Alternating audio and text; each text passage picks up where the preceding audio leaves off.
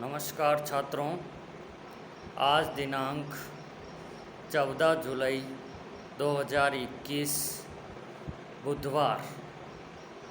दोस्तों, पिछली क्लास के अंतर्गत हम समावेशन के संदर्भ में विस्तार से अध्ययन कर रहे थे और उसके अंतर्गत हमने देखा था कि एक शिक्षक अपने शिक्षण अधिगम कार्य को बेहतर बनाने के लिए अपनी टीचिंग के अंतर्गत किन किन चीज़ों का समावेशन करता है।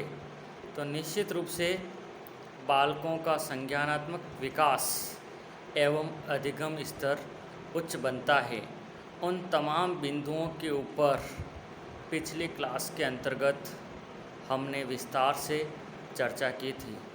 दोस्तों, शिक्षण के कार्य को आगे बढ़ाने से पहले आप और हम सब के लिए एक खुशी एवं प्रसन्नता की सूचना है कि उत्कर्ष टीचर्स ट्रेनिंग महाविद्यालय के पूर्व छात्र जिसने कि महाविद्यालय में अध्ययन करते हुए राजस्थान प्रशासनिक सेवा की जो प्री एग्ज़ाम होता है उसको पास किया था और हाल ही में उसने आरएस मेन एवं अंतिम रूप से वो इस प्रतियोगी परीक्षा के रूप में चयनित हुआ।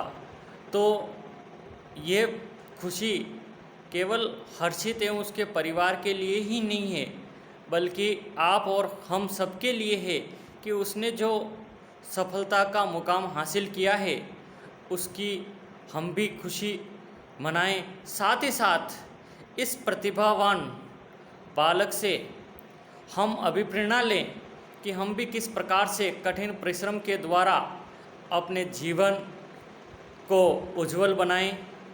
इसकी जानकारी देते हुए मुझे आपको बहुत ही प्रसन्नता हो रही है और साथ ही मैं आपसे ये अपील करता हूँ कि आप भी अपने जीवन को उज्जवल बनाने के लिए विभिन्न प्रतियोगी परीक्षाओं के अंदर सफलता प्राप्त करने के लिए कठिन मेहनत के साथ मोटिवेशन प्राप्त करते हुए इस छात्र की तरह आप भी मोटिवेशन प्राप्त करते हुए अपने जीवन को बेहतर बनाएं।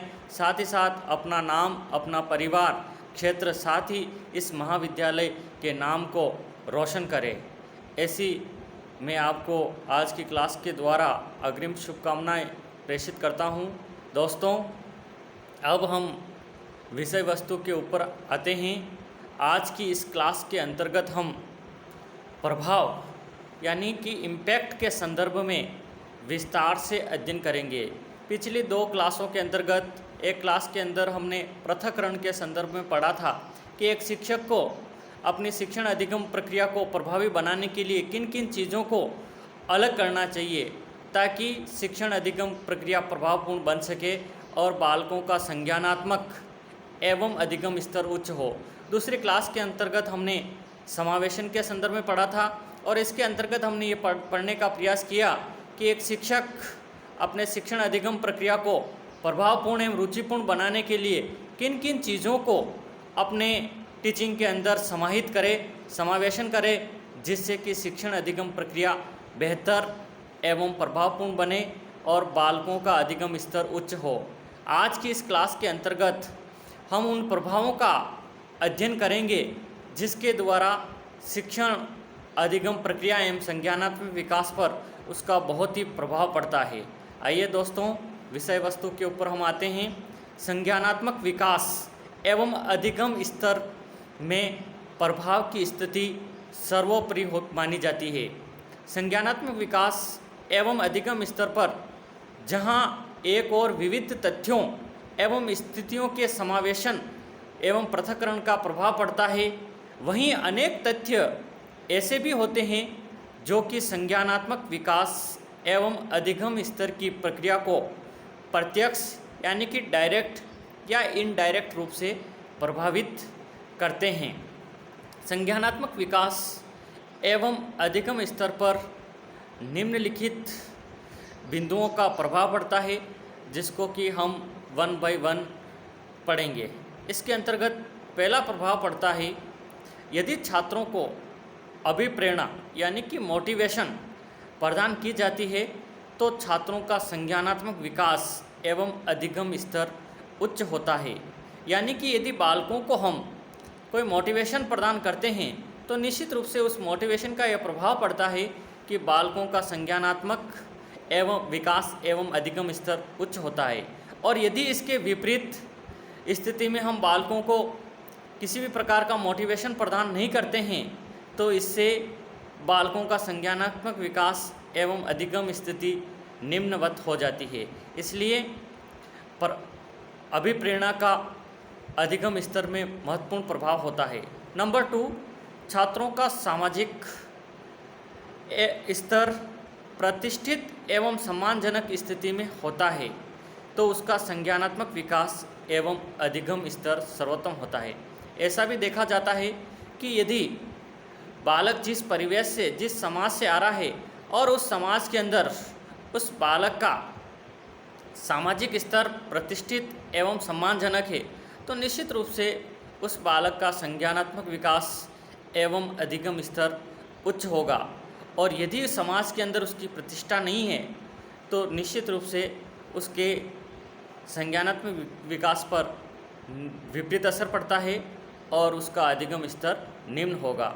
तो सामाजिक स्तर का भी प्रभाव उसके अधिगम स्तर के ऊपर पड़ता है। नंबर 3, छात्रों का आर्थिक स्तर भी छात्रों के संज्ञानात्मक विकास एवं अधिगम स्तर को प्रत्यक्ष या अप्रत्यक्ष रूप से प्रभावित करता है। इकोनॉमिक लेवल भी अधिगम स्तर के ऊपर अपना प्रभाव डालता है। यदि बालक आर्थिक रूप से ठीक है, उसका आर्थिक स्तर अच्छा है तो निश्चित रूप से उसके अधिगम स्तर एवं संज्ञानात्मक विकास में उसका प्रभाव होगा। और यदि बालक को आर्थिक स्थिति का विपरीत स्थिति का सामना करना पड़ रहा है तो निश्चित रूप से उसके अधिगम स्तर के ऊपर विपरीत असर होगा। नंबर 4, छात्रों पर अनावश्यक रूप से नियंत्रण करना या दंड देना संज्ञानात्मक विकास एवं अधिगम स्तर को निम्न बनाता है। दोस्तों, मैंने आपको पहले भी बताया था कि बालक को मुक्त वातावरण के द्वारा उसकी रुचि एवं क्षमता के अनुसार आगे बढ़ने का अवसर एक शिक्षक को प्रदान करना चाहिए। यदि बालक के ऊपर किसी भी प्रकार का नियंत्रण रखा जाएगा या उसको दंड के द्वारा भयभीत किया जाएगा तो निश्चित रूप से उसके मानसिक विकास के ऊपर प्रभाव पड़ेगा और इससे उसका संज्ञानात्मक विकास भी कम होगा। और यदि उसको स्वतंत्र वातावरण प्रदान किया जाएगा तो संज्ञानात्मक विकास एवं अधिगम स्तर को एक शिक्षक सर्वोत्तम भी बना सकते हैं। तो निश्चित रूप से दंड का भी उसके अधिगम स्तर के ऊपर प्रभाव पड़ता है। दोस्तों, 5वां प्रभाव है छात्रों के लिए सृजनात्मक वातावरण की उपलब्धता उनके संज्ञानात्मक विकास एवं अधिगम स्तर को उच्च बनाती है। इसके विपरीत स्थिति में संज्ञानात्मक विकास एवं अधिगम स्तर निम्न होता है। यानी कि यदि क्रिएटिव एनवायरनमेंट है तो निश्चित रूप से उसका अधिगम स्तर अच्छा होगा। और यदि जिस परिवेश से वो बालक आ रहा है, जिस शिक्षालय के अंदर वो पढ़ रहा है, यदि उसको क्रिएटिव एक्टिव एनवायरनमेंट प्रदान नहीं हो रहा है तो निश्चित रूप से उसके अधिगम स्तर के ऊपर उसका प्रभाव होता है। तो सृजनात्मकता का प्रभाव भी उसके अधिगम स्तर के ऊपर होता है। 6वां बिंदु है शिक्षक द्वारा पृष्ठपोषण एवं उचित संप्रेषण व्यवस्था के माध्यम से अधिगम स्तर को एवं संज्ञानात्मक विकास को सर्वोत्तम बनाया जा सकता है। यदि शिक्षक एक छात्र को समय समय पर उचित पृष्ठपोषण फीडबैक प्रदान कर रहा है, साथ ही उसका कम्युनिकेशन विचारों का आदान प्रदान की स्किल अच्छी है तो निश्चित रूप से उसका प्रभाव भी उसके संज्ञानात्मक विकास पर पड़ेगा और उस बालक का संज्ञानात्मक विकास सर्वोत्तम होगा। और यदि शिक्षक का कम्युनिकेशन स्किल सही नहीं है, जो भावना वो बालक के साथ व्यक्त करना चाहता है सही तरीके से व्यक्त नहीं कर पा रहा है, तो ऐसी विपरीत स्थिति में ये मंद गति से होगा, यानी कि उसका संज्ञानात्मक विकास धीमी गति से होगा। 7वां बिंदु है छात्रों के लिए रुचिपूर्ण अधिगम गतिविधियां उपलब्ध कराने से छात्रों का संज्ञानात्मक विकास सर्वोत्तम होता है। मैंने आपको पहले भी बताया था, इंटरेस्ट शिक्षक से बालकों के विकास में महत्वपूर्ण भूमिका अदा करती है। यदि बालक की जैसी रुचि है, जैसी उसकी क्षमता है, उसके अनुरूप गतिविधियां शिक्षण की गतिविधियां उसको उपलब्ध करवाई जाएगी तो निश्चित रूप से उस बालक का संज्ञानात्मक एवं अधिगम स्तर बेहतर बनता चला जाएगा। और यदि बालक की रुचि के अनुरूप, उसकी क्षमता के अनुरूप शिक्षण अधिगम की परिस्थितियां उसके समक्ष प्रस्तुत की जा रही है, तो क्योंकि उसका पहले से ही उन चीज़ों में रुचि नहीं है, तो निश्चित रूप से बालक इंटरेस्ट नहीं लेगा और उसका अधिगम स्तर निम्न होगा, मंद गति से होगा। तो इंटरेस्ट का भी महत्वपूर्ण प्रभाव होता है अधिगम स्तर के विकास में। 8वां बिंदु है छात्रों के लिए निर्देशन एवं परामर्श की व्यवस्था उपलब्ध कराने पर उसका संज्ञानात्मक विकास एवं अधिगम स्तर उच्च होता है। निर्देशन एवं परामर्श बालक के जीवन में उसकी सफलता के लिए अपनी महत्वपूर्ण भूमिका अदा करती है, क्योंकि जैसी बालक की क्षमता है, जैसी उसकी रुचि है, यदि उसके अनुरूप एक शिक्षक के द्वारा उचित गाइडेंस एंड परामर्श, निर्देशन एवं परामर्श उसको मिल जाएगा तो निश्चित रूप से वो बालक अपने जीवन के अंदर अपार सफलता को प्राप्त करेगा और अपने अधिगम स्तर को उच्च बनाएगा। और यदि इसके विपरीत, यदि उसको उचित निर्देशन एवं परामर्श नहीं प्राप्त हो रहा है तो निश्चित रूप से उस बालक के अंदर क्षमता होते हुए भी वो जिस प्रकार का मुकाम हासिल करना चाहता है, सफलता प्राप्त करना चाहता था, उस प्रकार की सफलता प्राप्त नहीं कर पाएगा और उसका अधिगम स्तर मंद होगा। अंतिम बिंदु है छात्रों की व्यक्तिगत योग्यताओं पर का प्रभाव भी संज्ञानात्मक विकास एवं अधिगम स्तर पर व्यापक रूप से पड़ता है। कुछ बालक की व्यक्तिगत पर्सनल एबिलिटीज़ होती है, उसका भी उसके संज्ञानात्मक विकास पर प्रभाव पड़ता है। जैसे कि प्रतिभाशाली बालकों का संज्ञानात्मक विकास मंदबुद्धि छात्रों की तुलना में तीव्र होता है। कुछ बालक जन्म से ही ऐसे जीनियस होते हैं, प्रतिभाशाली होते हैं, जिसके द्वारा वो अपने अधिगम स्तर को बेहतर बना लेते हैं।